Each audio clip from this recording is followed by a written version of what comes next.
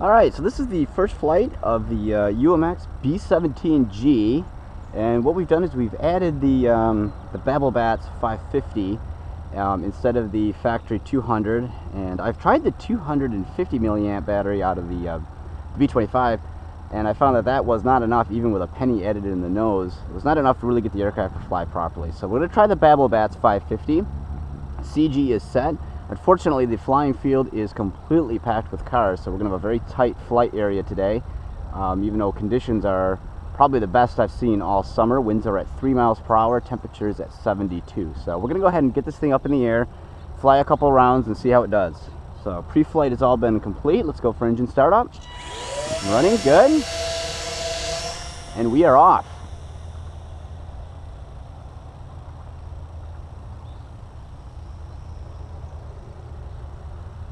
Wow, considerably better than anything I've seen so far with batteries.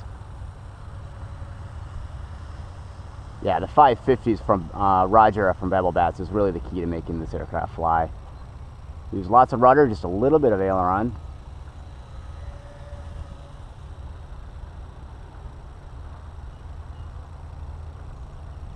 Yeah, I've not seen wind conditions this calm all summer, so I want to definitely take advantage of getting out here. Unfortunately, the field is very full, so we're going to have a limited number of aircraft that we can fly today, probably just the micros.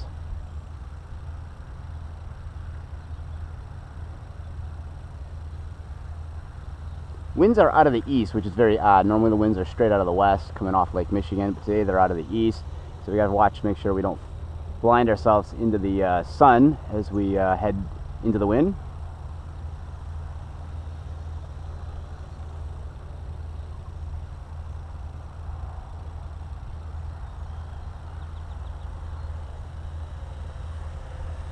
She sure is an awesome looking airplane in the air though.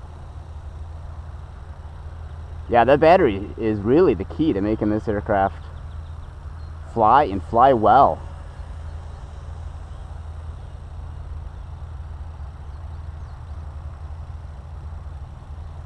Now today I was actually supposed to be on an actual B-17. I was supposed to be flying in Yankee Lady, but unfortunately she's down with mechanical now, so we had to cancel my flight with the B-17. So hopefully we're going to try to get back out later this summer.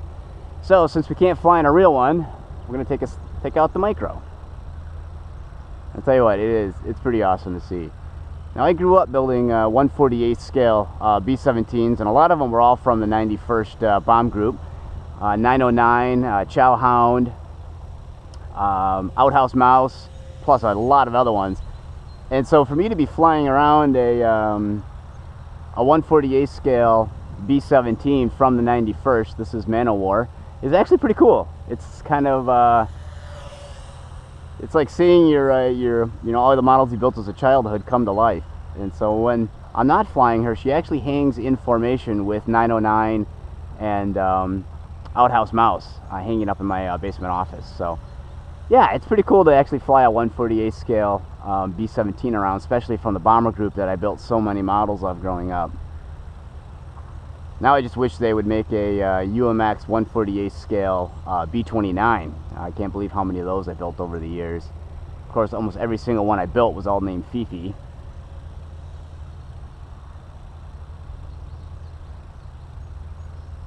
Yeah, this thing is pretty sweet.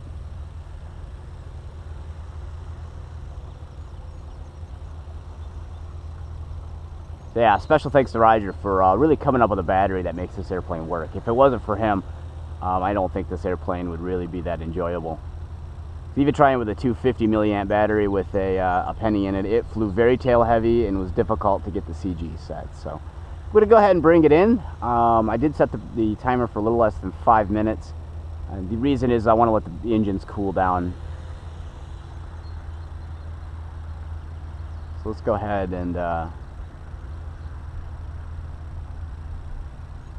let's bring her in.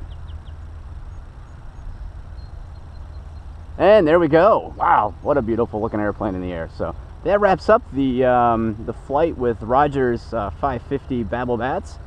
And I'd have to say that that is the key to making this aircraft go. So if you have a B-17, make sure you talk to Roger and get one of these batteries on order. It is the key to making this airplane fly. So, all right, well, that wraps up the flight of the UMX B-17.